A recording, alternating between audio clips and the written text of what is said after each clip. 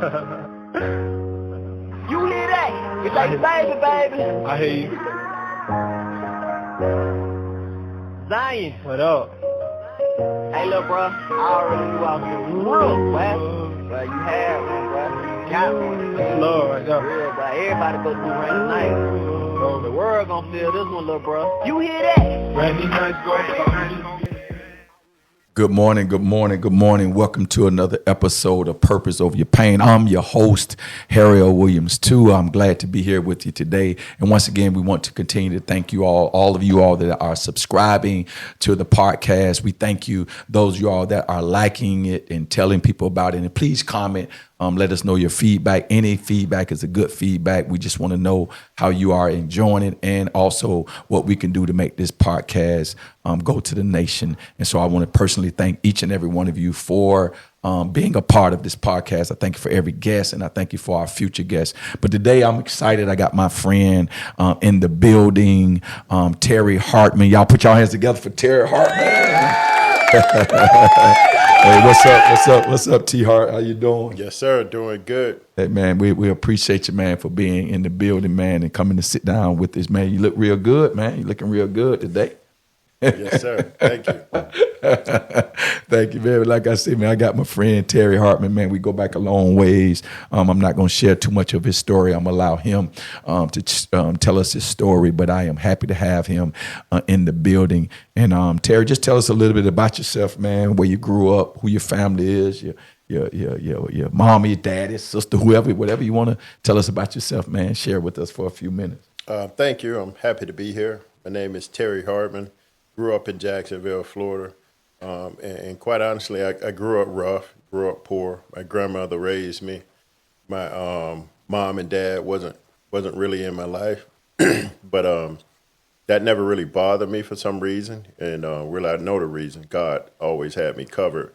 But I had a passion for not necessarily just building things, but we could not afford things. So I developed a passion to just want stuff. So I wanted to get it any way legally that I could. So I just started making my own stuff. I made my own skateboard, made my own tree house. I made my own basketball goal. So that's where the passion for construction, came from in the early days. All right. Well, he jumped right in. Tell us about your family, man, your kids. I got 4 girls now. 4 girls. 2. 4 girls, and how many guns you got, man? You got 4 girls, man. Too many women in my life. Too many women in my life. So I got 2 beautiful older daughters from my previous marriage, and then I got a new family that I started. 1 26, 1 23, and I got a 1 and a 3-year-old. Oh, so, man, a 1 and a 3-year-old. Boy, Terry, you started all back over again, brother. I do it. We starting off going to give him some prayer already. So they got a 1 and a 3-year-old. And the first 2 old, we can shout out to them. And they are how old?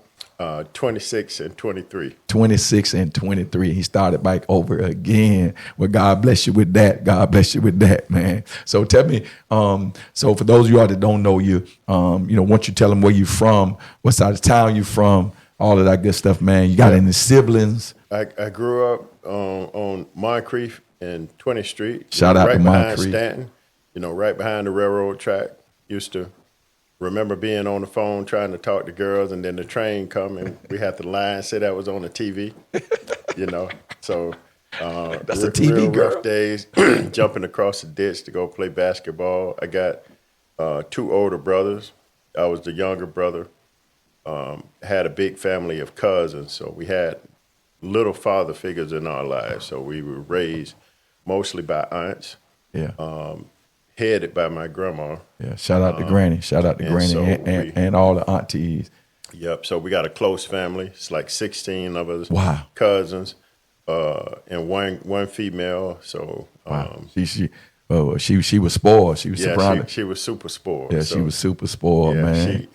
She all guys and one girl. All guys, one she girl. got her way. Yeah, she got her way. She's still spoiled. She probably still spoiled. Get her way. What's her name?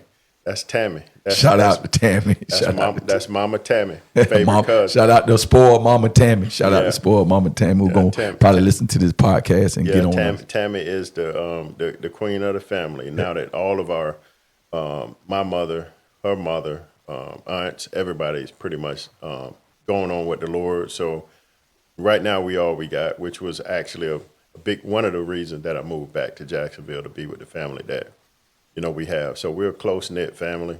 For the most, we're always trying to get together with the cousins, and so we keep it moving. Praise God. So give us a little bit of your school history. I know you're a graduate of William and Raines. Shout out to Raines High School, 1988. I know you're a graduate of William and Raines. Yeah, I went to Raines. Came from Northwestern. I was a pretty decent basketball player, and I thought about going to Reebok, but I wanted to beat the best. I will acknowledge that Reebok Trojans was the best basketball team. That's good. But That's good. I didn't want to play with them because I wanted to beat them. I wanted to beat the best. I didn't want to join them, just join the crew and win some titles. So well, you good. You gave a shout out to them, so that's good. Yeah. Naturally, I went against them, and that didn't work out. Even though they stole my buddy Calvin Andrews, I think it would have been a different story. But he was just a little smarter than you at the time, man. They gave him a better deal. So. They gave him a better deal. Shout out to the Trojans. Shout out to William and Raines, man. Yeah. But thank you, man. But for that little background, man, just as I always say, man, to all of our guests, everybody come sit into your seat, sit in the same seat you're sitting in. I always lead with this. The podcast is purpose over pain. So when you hear that phrase, purpose over pain, what does that mean to you? Purpose over pain. When you hear that, what does that mean to you? For me, I think about, God's been very good to me. Very, very, very. And that's not a cliche saying to me. It's really something that embedded in me, because that's really the catalyst of what keeps me going. I am a dreamer, and I dream big stuff, and continue today to do bigger construction development type of things. So when I hear the purpose over pain, it's like what is your pain caused in your life, and then what is it doing to motivate you to continue? So when I hear purpose over pain, I think about the purpose, and honestly, my purpose appeared to be focused and driven, but I really have to give the glory to God, because I was thinking about that. Actually, I did a kids similar storytelling like this, and I just been blessed to just know my purpose. My purpose has really just taken over me throughout my life. People ask me, well, your dad wasn't a part of your life, your mom wasn't a part of your life, but I never had any anger or bitterness for my mom and daddy. Wow. Later my grandmother told me that, my mama left me in the hospital when I was young, and she went and got me.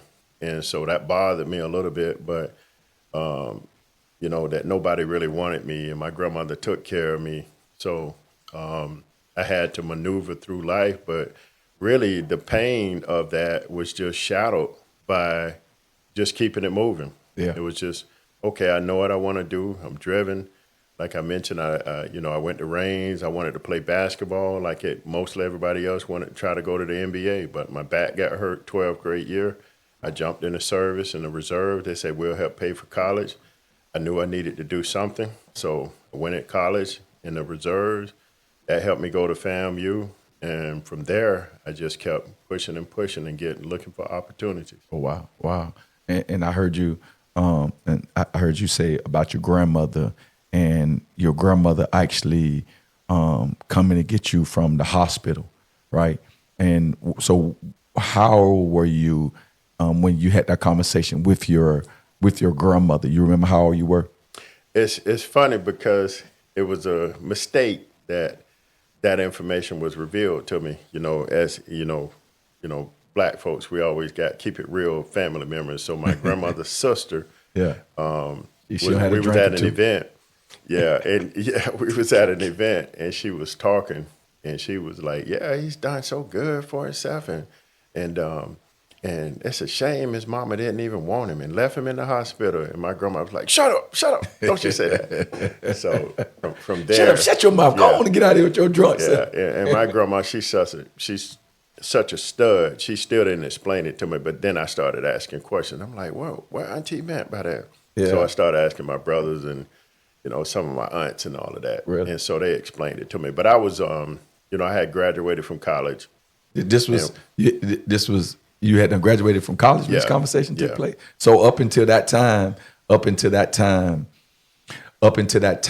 of before then, like, what were your thoughts about your mother, your father? Like, what did you know about them at that time? Well, we had a rough family. So my grandmother, was big mama of the family. So she pretty much kind of was taking care of everybody. So I just assumed that, I was one of the many.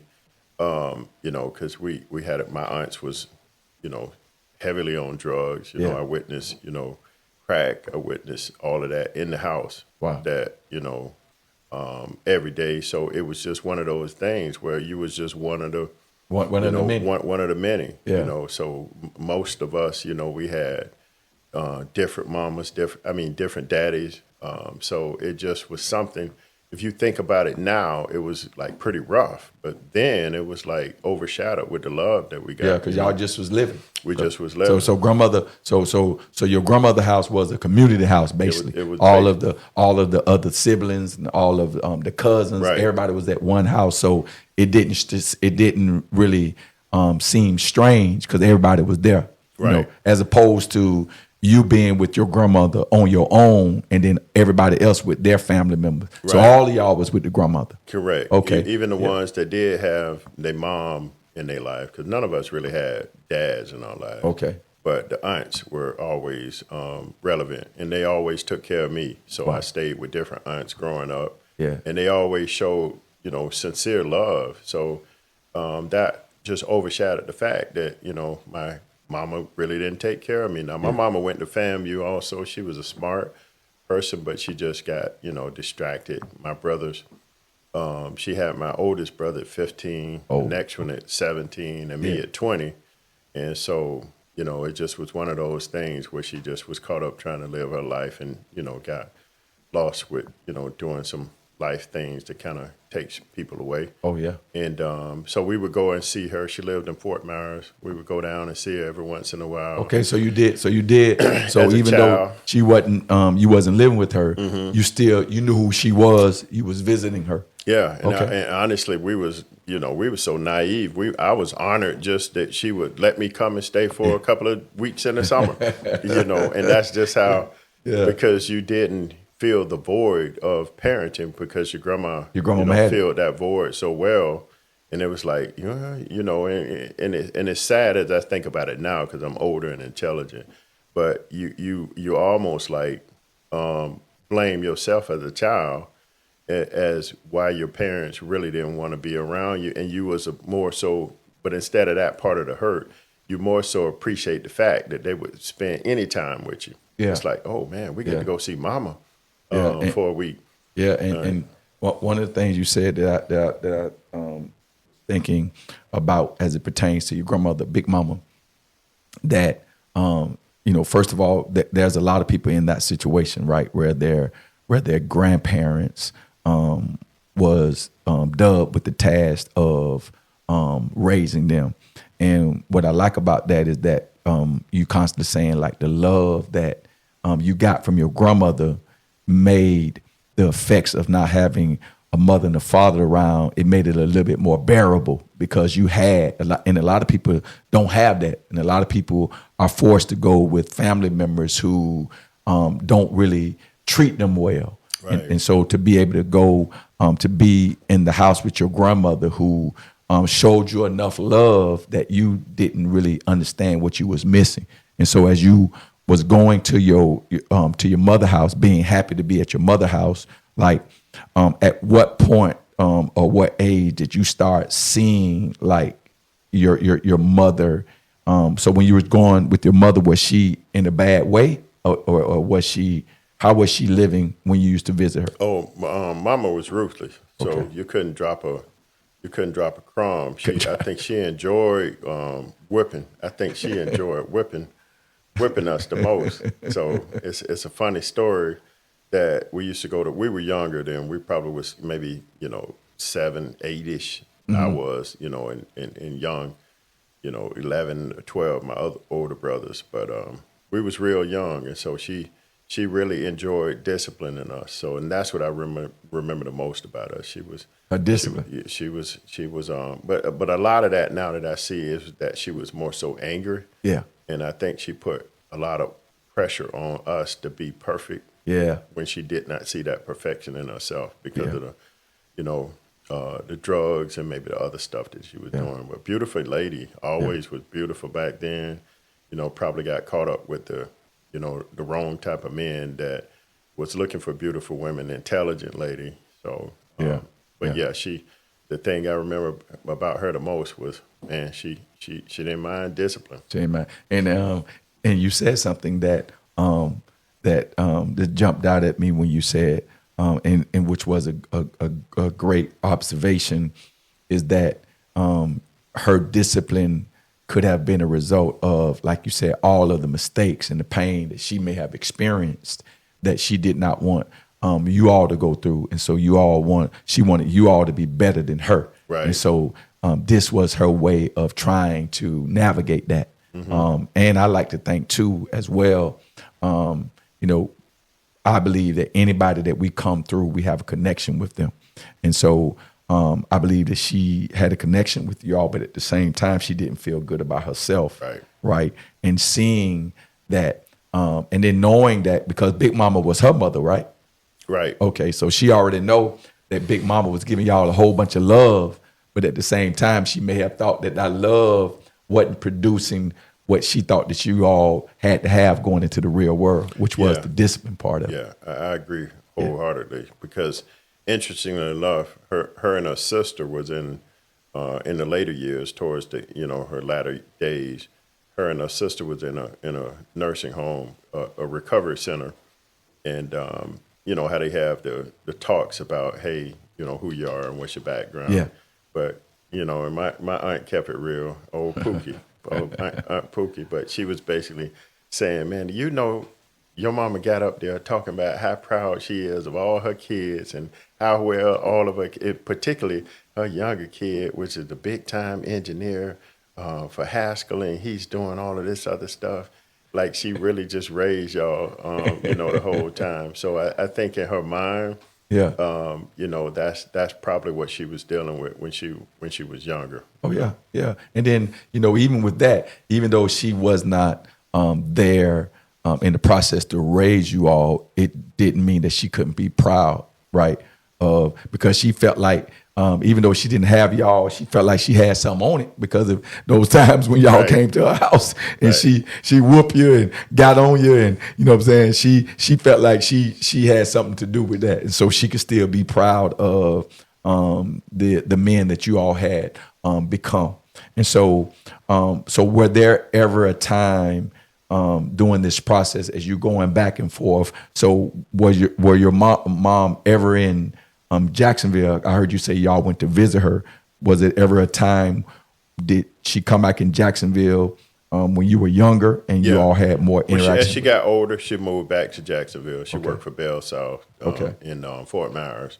And then she moved back to Jacksonville. And my older brothers, more so was, kind of at least partnering, taking care with her, communicating with her. I was out of town for the most, so they stayed here. So, but no, I mean, honestly, as much of this appears to be, I mean, I've been blocked by the love and ignored the hurt, at least mostly. And I, try to be honest with myself to see if I blocked that in, and maybe there's some characteristics of that void that I may look for in relationships. Yeah. And I remember speaking at a funeral, and I say, I felt like the love that I wanted from my mother, God didn't necessarily give that to me, but he gave me the love to give, so that I felt like I got that void filled by giving the love to my kids. Yeah. And that's why I'm such a giving person. Yeah. That everybody around me knows that I give, and I give more than I want to give, Sometimes I'm mad at myself, but I am a person who feel like I've been blessed, and I believe in blessing, my others. Yeah. And so, thank you for that. So, but has there ever been a time, when you were younger and maybe you're going through, because I hear you say that you left school, you went off to college. Have there ever been a time where you start making that connection? Like, do you remember the time like you made that connection? Like, okay, then the relationship that I didn't have with my mother or my father, were there a time where you felt like, okay, this thing hurt me, and as a result of that, I'm this way?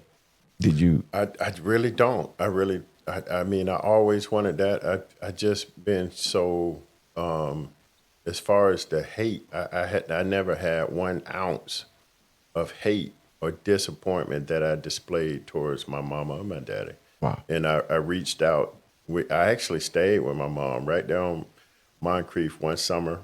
What's that, by the Blue Demon Boys Club? Yeah, What's yeah. that on? Yeah, I stayed with her in those apartments across the street, for about a month or so. And As an adult, or as an adult. As an adult, okay. Yeah, but throughout the time, I always, just loved her as my mom. We got into our, but she used to say I was the smart. When you think you smart, you old college Negro, my brothers, she bullied them around. She had to bring you back down. Yeah, no, she bullied them around, but she couldn't just tell me the okie doke, because Yeah. I knew, and Yeah. I was smart enough, and I had savviness people around me that kind of knew the habits and the negative habits that she was doing, that she thought that I That you didn't know, didn't that you was about. green. Yeah. So I knew, but I always reached out, to her, and I still just did not have any ill feel. It just wasn't a connection. I can't say it was mama-son relationship when I saw her, but it was never any ill feelings, and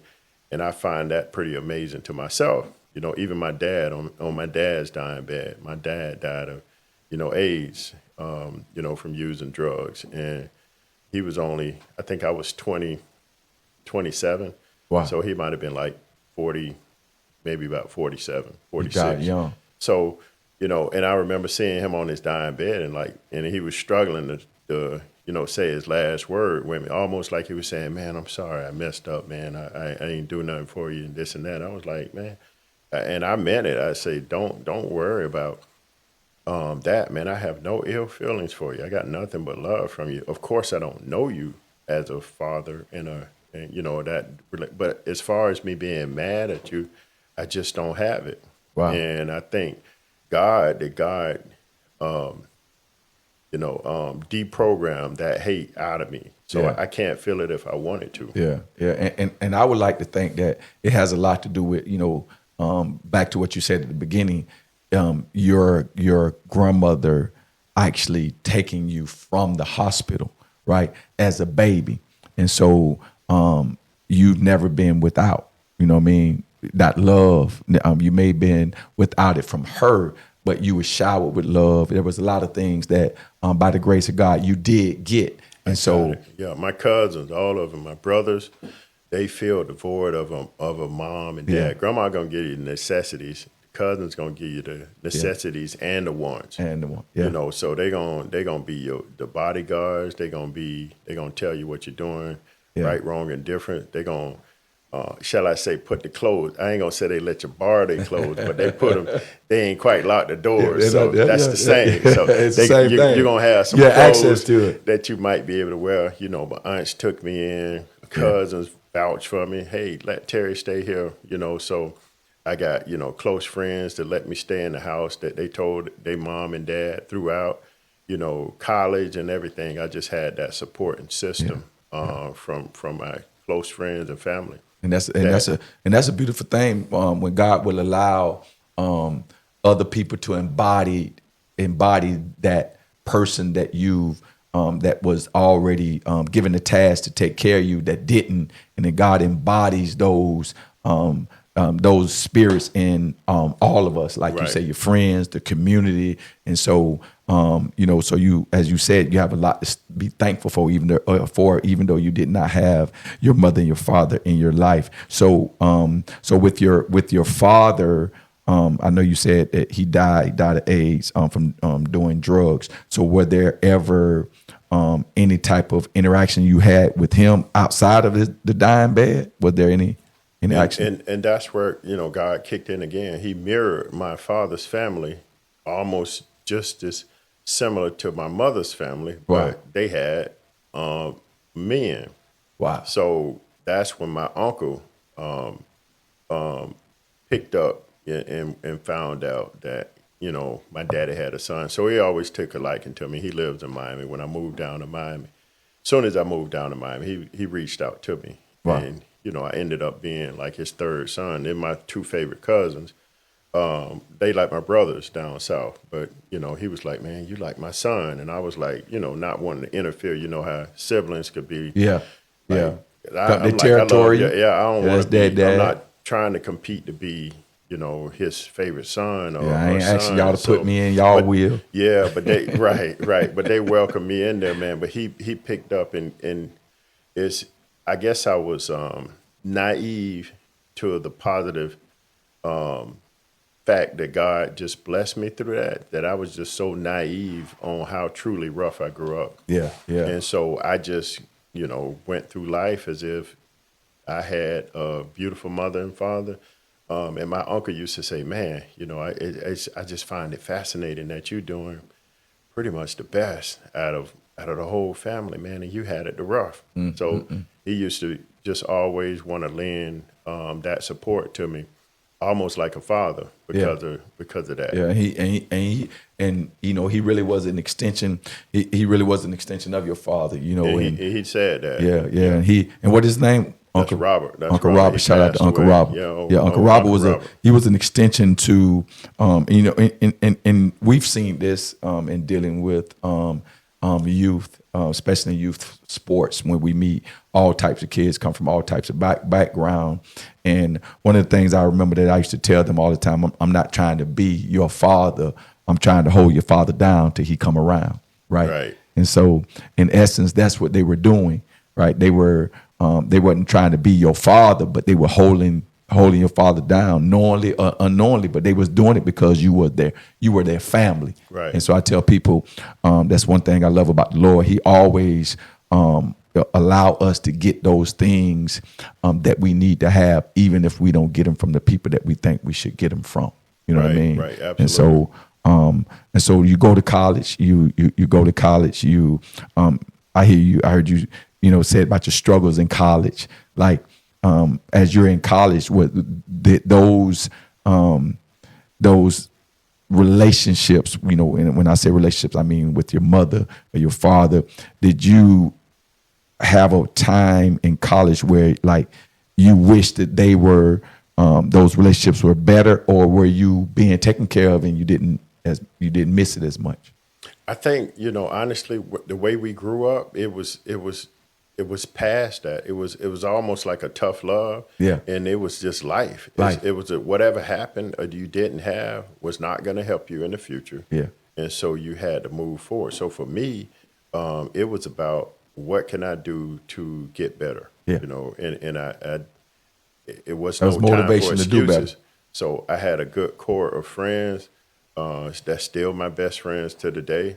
And my family gave me what they could. My grandmother gave me what they could, and we struggled through it. But I just was motivated to know that I had to do something better for myself because nobody else was going to. Yeah, you had to get past that. Yeah. Listen. Yeah, so I didn't take the time, and then we were basketball stud. And thank God I had. We had a cool clique. So whether we was rich or not, people thought we was rich. We was all good looking. We was all cool. We could play basketball. So the struggle was over. You had some tools to work with. Yeah. Hey, listen, we're going to take a break real quick. Purpose Over Pain podcast. Thank you all for tuning in. A Purpose Over Pain podcast. We're back in the building. Once again, I want to let you all know that this podcast is brought to you by Another Clothing Line. Also, I want you all to remember to go out and support. We believe in supporting projects. My book, Blessed 2, actually Blessed 1 as well. You can find it on Amazon. Also, it's in Barnes & Noble. Blessed 2 is in Barnes & Noble. And also, we have a book here, Hannah's Secret in Savannah's by our own Sharon Rogers. pictures, and make sure you all go support her. My friend Joseph Chappelle, his new book is out on Amazon as well. Life and Times of the Real Billy Ray Valentine. Make sure you all go and support that and continue to support Purpose Over Pain podcast. You can find us you can go to our YouTube page, HLW2. Also, you can go to Spotify, Purpose Over Pain podcast. Make sure you go there, like, subscribe, tell people, tell your mama, tell your daddy, tell your friends, your enemies, your co-workers. Just go and tell them, because one day you'll be sitting in this seat as well. So I thank you again. We're back in the building with Terry Hardman, my friend. You said something earlier at the beginning of the podcast, and I keep laughing in my head. You said that you all was at an event and your auntie was there, and your auntie just blurted out that you did well, even though your mama and your mama and your daddy didn't raise you, and your grandmother saying, be quiet, be quiet. So was there ever a time that you and your grandmother sat down and had that conversation, or it just, since your auntie said it, it was out in the open and both of y'all ignored it? Or did y'all ever? Yeah, no, this grandma was no communicative. Grandma spoke, and she was a general. She spoke in authoritative, profane words. So she did not have time for story time. You was going to do what she said. You gonna do what you say, and that was it. Now she unapologetic. Now she spoke in her actions as far as ain't got no time. And we ain't talking about all of that. It is what it is. It's funny. My brother was younger, and he they say I was a sport. When I say, well, how could I have been sport? Because I had to deal with 3 roaches and you dealt with 6. If you want to call me being spoiled, we was always in a rough condition. But and all of us roll hand-me-downs. All of us, and I was spoiled. I stayed in the same house you stayed in, but the same. My grandma was rough. She said, if you ain't no man, but she called you a sissy. Yeah, you better what? Yeah. My grandma, she was pretty rough with her words, very direct. But she wasn't. Then there was no counseling or mental health awareness and stuff like that. So they dealt with everything hardcore. Yeah. And she showed what she meant by that. And I knew exactly what she meant when she was like, you talk too much. I knew exactly what she meant. You know exactly because the fact that she did not harbor that throughout my childhood made me better. It made me stronger. Yeah. She hey, and it taught me not to hate my mama. Yeah, I was about to say that, and it taught you how to operate in unconditional love too. It did. You know what I mean? It is what it is. Yep. Mama's sick, daddy's sick. Yep. I got you. You my baby. You my responsibility now. Let's keep it moving. Mm-hmm. You know what I mean? Because there's a destiny. There's a destiny that you got to get to. Right. You know what I mean? And so we ain't got time to be talking about this stuff. You know what I mean? So now you go to college. I'm sure that once you got off to college and you went to the military, I'm sure how was those conversations with Big Mama then? Did she talk about being proud of you? What was those conversations? Oh, Big Mama was short and sweet, and it was almost like it was military for her. Yeah. Once you moved out, you was gone. She had other kids. She got other kids. Somebody coming up in the rear. So it wasn't all of that, and she didn't know how to call, so she would I had to call her on my birthday so she can wish me happy birthday. Oh, yeah. Hey, Mama. You know it's my birthday. Happy birthday. But she wasn't all of that. She didn't know how to make too many calls. Yeah. So it was. She was surviving. And then when I called her, she would give me the business. Mama, you think I can, borrow some money? She actually supported me holistically because she got me my first car and my second car. Yeah. That was the Fox, right? Yeah, she threatened to call Ken Omari on me because I didn't pay the bill in time, but because she didn't play. She said, I'm gonna call Ken Omari on you. You don't give me my money. Yeah. She didn't play now. Yeah. But yeah, she was more action, and I would call her, to get a few dollars, very few. And as I got older, skipping across the finish line, once I got married, my first wife, she was extremely proud. She just showed it in there. She liked my first wife a lot too, because they wore high heels, and and my grandma loved to dress up. She loved to dress up. Yeah, she saw herself in them. Yeah. She get up, oh, you got your good one, T. You got your good one. Yeah. That's all. That's all she needed to see was some high heels. she was living vicariously through her. You got your good girl, T. You got a good girl. I like the way she wear them heels. She fixed my favorite meal and let me take it home. We was living in Orlando. What was that? The favorite meal? What was that? I had to have some corned beef and cabbage. Corned beef and cabbage. That's still your favorite meal. Give me a pot. Oh, well, they don't make women like they make them. Yeah, man, y'all hear that? Y'all hear that?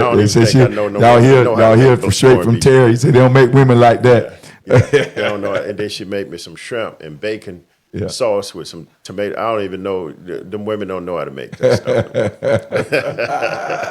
Hey, they might get it. They might get in trouble. You're gonna get a lot of comments now. Purpose Over Pain gonna be everywhere now. Hey, I can't find them. So yeah.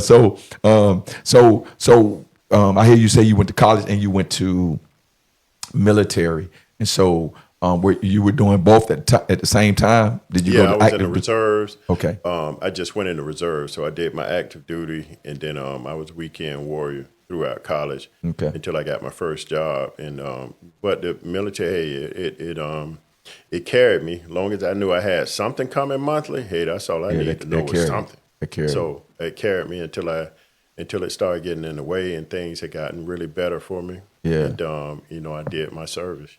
Yeah, and so in the military and in the college, I would assume, not to answer for you, I would assume, being that you were reared the way you were reared, I'm assuming, during the tough times in the military, during the tough times at college, I'm assuming that was light work compared to the way you had come from. Yeah, I can say that there was absolutely no tough times in the military because that was an upgrade for me. That was an upgrade. I was a superstar in the military because, like I said, I grew up very poor in a small, less than 1,000 square feet. We had bunk beds on top of bunk beds, and we all shared. How many was it in the house at one time, Tim? At any given time, it was at least 6, and probably could be up to 12 or so. Wow.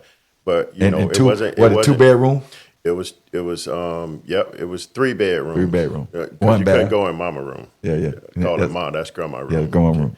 Couldn't mess with that. I was the big room. Yeah, the big room. Yeah. But we be in there, and then during the day, everybody was there. Yeah. So it was me and my brothers, and always a few more other cousins that stayed there. But we dealt with rats, roaches. Yeah. And that inspired me to say, man, when I get older, I wasn't complaining about it then, but I just say, man, I want to live better. I want something, and I can't stand rats and roaches right now to this day. Right, but you see one roach in my house, we call an orc, and the whole block gonna get tented. You gonna throw the tent over the house? There's on one roach. Not the house, the block. The whole block gonna get tented. But that motivated me to want to do better. So when I got in the army, I was like, man, I got my own cart, my own bed. Oh man, I got my own clothes. It's the Taj Mahal. I got my own food, hot meals every day, and y'all paying me. Hey, I was a platoon leader, squad leader. Hey, they were jumping on. They're like, why you still other people was in there homesick, crying and everything? I want to go home, man. I'm what you want to go home for? I was good, but I was a stud in the service. Oh man, I love that. So, man, that motivated. I was like, okay, so that was the way. So I say, man, if I can believe, if you do better and get a good job, then you can take care of yourself. Yeah. So it just added up to me quick. I said, okay, now I'm hungry for more. Wow. And so you the weekend warrior, and so you're in college, and so now to touch on the painful moments, we've talked briefly about those, but were there any before I stop talking about you coming out of that and walking into the purpose that God had for you, like were there any other painful moments in your life that you could think of that was I'm talking about that it was rough for you at that particular moment? Honestly, I just cannot think of a extremely I've had some very tough incidents. When I was a kid, I was very reckless, only because I just have never been. I've always been a shy kid, and I've always been a scary kid, but I've never been afraid. Okay. I've never been afraid of anything. If I'm scared of heights, I'm going to be the first one on the ladder to get it out of the way. Yeah. So, I got drugged by a car. I feel like they say I had 9 lives. I've had some major tragedies, growing up, but I've never looked. I just kept it moving. Wow. You knock me down, I get back up. Yeah. You You were surviving. Yeah, I just kept it moving. And so it's never been that one time through that process that I can say that, just kind of got me down and it made me empty. It just seems like God always had that hand of something, whether it was encouragement. I played basketball religiously to probably block out. That was just my joy. Yeah. I went to college. That's your outlet. I went to college. Everybody else was, going, man, they used to rank on me. Why you act like you going to the pros, man? You always playing basketball. I say, yep.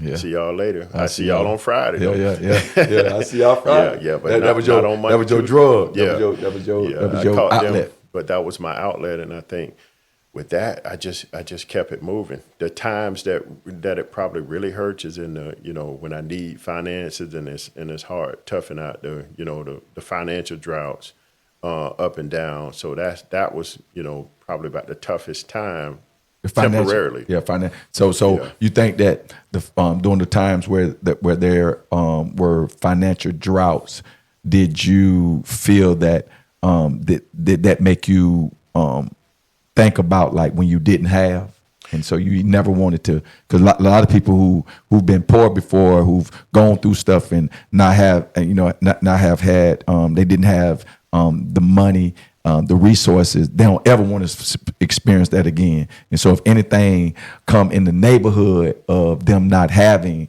it sends off red flags. What was that?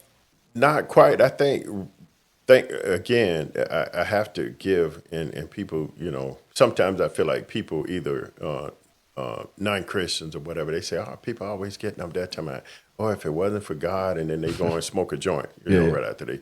But non-cliche, it's the God, man, has always provided some kind of resource or an outlet or some kind of assistance, some kind of way. And a lot of the times, I was empowered to just think harder and get creative. Yeah. And had no money in college, and then Terry discovered student loans. Hey, and them refund checks. Loan. Hey, them refund checks. Hey, I was a baller for a minute. Yeah. So, and then I realized that the government was paying all of that back. So that was a huge blessing. So I realized that, okay, so I just found a way to do that. And then always had, one of our friends was always doing better than at any given point in time. One person might be up one week, the other one down. We always had somebody that believed in us, which Praise is God. Another, slight story. But, you always had men back in the day, older men and younger kids, the black community, older people always wanted to see each other do better.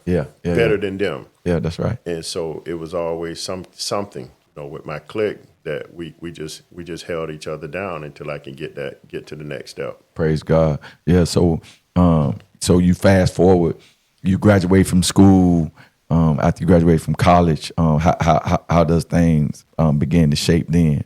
Like with you being out of school with your family, how was that? What's interesting, when I graduated, I tell you, God, I graduated engineering. I went to college, and I just wanted to be a businessman. I wanted to be something important. I wanted to wear a suit. Mm-hmm. I didn't know exactly. I really wanted engineering, but I was scared of the math and scared of all the difficult requirements and everything. And I just remember one day being in class of economics, and the teacher just started sounding like Charlie Brown teacher. All I heard was womp, womp, womp. And I say, man, I need to step it up. So I decided to jump into engineering and maneuvered through that, and was, got to the point, it wasn't easy, but it wasn't that extremely difficult. And then I got to the end, and I was about to graduate, and I just knew that it was going to be, in FAMU, they always say everybody get caught with, $2,000 worth of parking tickets, or you missing the class. Something was coming. But, man, the gate was just open. And I was like, man, they cleared me immediately. And so when I graduated, it just happened so fast that, I was like, oh, okay. Now, and then I came back to Jacksonville, started looking for a job. It looked a little gray for a minute, for about 2 months. I ended up getting a call from a real country guy in Albany, Georgia, for a small general contractor. And I worked with him for about 2 years. And then that started the process off. Right. It started off. He gave you your first chance. Mm-hmm. Yeah. So how was that experience working with him? Was it? It was good because he was proud to have me, and naturally I was proud to have a job. Yeah. But he was that was proud. a great relationship. Yeah. He was proud that I was just, I got me this college guy. Young I got me this dog. college engineer, and I was, for some reason I just started off professional because I was valued in the city, is because he was a pretty popular company in Albany, Georgia. But they I handled myself pretty well, being in the military, tall dude. I talked the talk and I knew what I was talking about a little bit, but I was kind of in charge even at the beginning level. Yeah. And so he whipped me into shape. He had me doing all kind of jobs, and I thought that was what I was supposed to do, but it made me better. Yeah. It made you better. Yeah. So you say he had you doing all types of job. He Yeah, I remember one day I was at the college and we were doing a renovation. I'm up there painting. Don't waste the paint all on my clothes. I got on a polo, slacks. I'm up there trying to paint. I don't waste the paintbrush. Waste the paint can all on my pants. So I'm walking out with paint. I say, man. Yeah, but no, the little things, because I was the boss, I was the worker, I was everything. Yeah, So it definitely made me better and prepared me for the next step. And so I would imagine, to your point earlier, you was talking about once you left the house and your grandmother had other siblings to take care of. So I would imagine now you being the big cousin, the successful cousin, got some money, because they gonna think you got the money. Were there times where, and I'm sure there were, where you had to reach back and help dig in with grandmama? Absolutely. I was the catalyst. I always felt, I wouldn't say guilty, but I felt, to some level of guilt for me living better than her, and that may have, may even caused a challenge in my household. But I did not feel well on living so much better than her. We have all of these nice houses. Then you go to your grandma's house that you grew up in, and the floor falling in, and y'all acting like it's not even there. So I couldn't do that. So that wasn't acceptable for you. No, so I fixed up her house, honestly, and I wanted her to move, but she didn't want to move. So I ended up redoing her whole house, gutting the whole thing out. So I was always, in the core, definitely, took the lead. A lot of people feel like they got to vote to say, okay, y'all, here's what we got to do for mama. Y'all going to chip in. I ain't got time to chip in. Here's what I'm doing. If I can pay for it all, y'all give me what you give me. If not, then so what? Yeah. But, a lot of people just, I never forget how she sacrificed everything for me. And there's no way that I'm going to be sleeping in some nice Marriott bed that we don't order offline. And she's sleeping with the same rats and roaches. Yeah, see, and that's a great, and I love to hear that, because a lot of times, so many people, they don't go back and pay homage to the people who allowed them to be where they are. Yeah. And so to see you get out of college, to see that God bless you with a good job, and you saying, hey, look, I don't care, I don't care how successful I may be, I don't want my grandmama living like that no more. Right. Because a lot of people would have justified, oh, that's just Big Mama. Yeah. That's how she lives. She all right. A lot she of been people that way. Do that today. Yeah. And I think that more people need to be that way. They need to be concerned. And if they don't want it, let them say they don't want it. Right. Yeah. But they want it. Because I could tell you that. My grandma said the same, oh, you don't got to do nothing. But guess what? But they want it. When I fixed it up and saw that stuff, she smiled every day. She was proud. New carpet, new flooring, and all of that. People be like, oh, mama, she all right. She don't want nothing. Yeah. But you going over there cooking over there every day, and y'all getting together. And but the kitchen, the sink, all that's falling in. Yeah, mama don't want no. Mama just pride. Yeah, They pride is strong. They'll never ask their kids for anything, but they want it. They want I it. can definitely tell you they want And to your point, and a lot of time it ain't that it ain't they so giving. They've that's all they learned how to do was just give, and they don't want to be a burden to anyone. But and like you said, they do want it though. Yeah. You know what I mean? So you have to push she loved past. It. Yeah, she loved every new car I got. And I got a Cadillac. She was so proud. And she didn't say get because she couldn't drive, but she just she vicariously lived through me though. She's like, right. oh, let me see that car. Yeah. And walked to the door. But she was just so proud to see us have good things. But she really, really appreciated the fact that she, now she calling her little friends and her little That's right. talking Telling to them the sister. everybody. Come on, Terry see my came through house. She called them over there. Now she's sitting over there showing her house. But no, that was always she was always a priority in my life. And in her later, I took the lead on taking care of her, getting her nursing care or Praise whoever. Whatever it took, that I tried to do without just asking for people to chip in. And my family cool, but it's just that I just didn't wait. We're just talking about me for what I did. So yeah. And so, fast forward, you get married. I heard you talked about your first marriage. You got married. You got 2 daughters. You had 2 daughters. Your 2 older daughters, and so just being a father, being a new father at that time. Were there things that you had purposed in your mind, like, okay, then my dad wasn't around, my mama wasn't around, and so were there things that you was intentional about doing or not doing, so that no type of history would repeat itself with you and your kids? Yeah, absolutely. One thing that I would say that I definitely wanted my kids to have, not that need, because quite honestly, it was not cool. Even though I thank God that I had people in my life, I didn't like needing stuff from people. I didn't necessarily like asking my, brothers, and because they going to give it to you, but they're going to give you the business. They're going to give you the business for right. You're always calling for something. I'm going to give you this money, but Yeah. My grandma gave me the business before she gave me. Then after you feeling sad about 2 inches high, she'll call somebody back and say, tell Terry to come on and get this little money. This little, like we do when we borrow money. It's funky. Come on, get this little funky. Come on, get this go get this little money. So, but it did not feel good. So I did not want my kids to feel that, that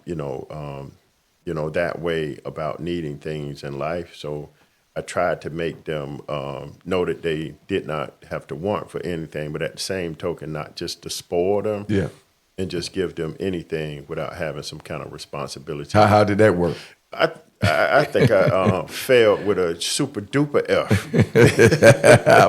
After that shit, how did that work? Because a lot of times, man, we don't know how to balance that, man. People accuse me for spoiling my kids, and I say, yes, I did. My father, I've asked, God for forgiveness on many a times on what I did. You got 2 more new ones now. But I did. You got another chance. Yeah, so I got new life now. But and I spoil my kids to their dying day.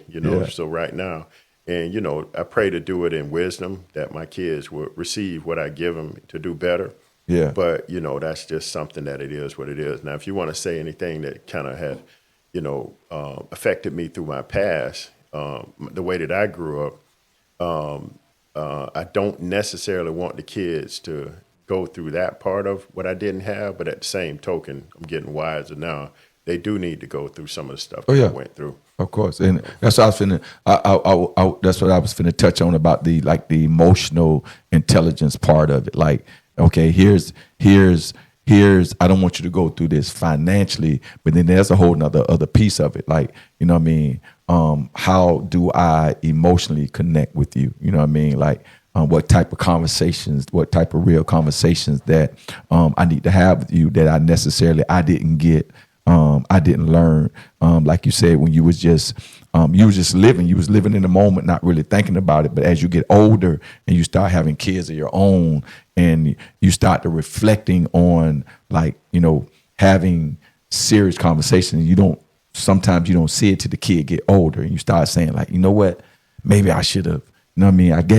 I gave them X, Y, Z, but I ain't give them this. You know what I mean? So were there times where you felt that way as your kids got older? You thought about like, man, maybe I should have. You know, I guess they had a good life financially, but maybe I should. Absolutely, I think about it all the time. And my kids are extremely intelligent. They're smart. They're independent. But and I think about it actually all the time about what I could have done better on that element. But society has changed so significantly with kids being involved with everything that they have. So it's just difficult to really just ascertain what that true effort that I could have did better on them. Naturally, we got divorced when they was about mid. In their mid high school days or going through school. So that could have been an impact of everything. But I wish that, now that I would do it better, it's just the basic social skills need to be implemented more. Boy Scout stuff, just going in the backyard, cooking, fireplace without the technology. Because modern technology, social media is just taking over so rampant that kids, they love their parents and they just want to be independent, but they want to do it strongly the way they want to do it. Yeah, and so man, it's so many. I mean, we could do 100 podcasts, man, and still not strike the surface of the things that needs to be transformed to our kids. So what I want to say with this few moments that we have left, man, just if there's a listener that's out there, man, that have gone through something similar to what you've gone through, like what would be your encouragement? What would you tell that individual, man, that's going through, like right now, that high school student, the person just going through, man, what would you tell them, man, at this moment, if they were in that same place you was in? What would you tell them? I would just say, I am you, and so you can do it and you can be very successful. You just have to empower yourself. Number one, I don't know what influences that you have, but I can tell you that God is definitely the way. Definitely, I almost want to say a way, but I'm going to be a little selfish to say the way. And because God is truly you. I wasn't a person that went to church all the time. I don't go to church all the time now. So I'm not going to say that, but I could tell you this is churches in me with anything that I try to do and believe in myself. So if you believe that you can do it, do things, try to do something good. If you work at Burger King, then go to work on time. Sweep the floor extra because it will get noticed. And if you want to do something in life, try it. Just go to school, because people say what they can't do hinders them for what they think they can't do, rather hinders them from even trying. The only failure is not to try. So I would say just continue to keep pressing. Don't feel bad that you don't have a mama or a daddy or some things have happened in your life tragic, and let that sour your desire to continue to fight because you don't need it. Part of me is I have to be careful when I say this, because a lot of times I'd be like, I've been so blessed and naive. Part of me be like, mom and dad are overrated, only because I didn't have it. Because I had that void was so filled with other things. So with that said, you can have a mom and dad that's not present in your life and just making it difficult, or you can not have one. You still can be successful because your destiny is put on this earth for you, regardless of who is around you. You can find some kind of way to persevere and be successful. Amen. That's well said. Listen, man, I thank you for coming, man, to being here with us, man, and sitting down. And like I said, so much stuff that we could talk about. But, to all of the listeners out there, man, just keep pushing it. I thank God to know this guy and the stuff that God is doing in his life. What God is doing, the stuff that he does in the community. His audio and his video do match. But I want to say to you, listen, purpose over pain. There is a purpose over your pain. Continue to like, subscribe, and follow. We love you. To the next time. God bless you.